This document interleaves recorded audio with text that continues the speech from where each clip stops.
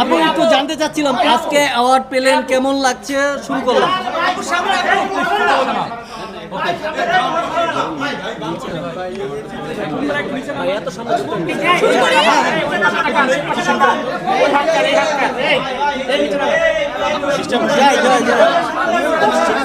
বললাম আজকে অ্যাওয়ার্ড অনুষ্ঠানে আসলেন, কেমন লাগছে?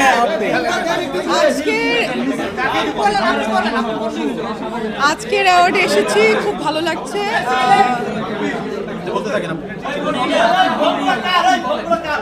বলি আচ্ছা, আজকের অ্যাওয়ার্ডে এসেছি, খুব ভালো লাগছে।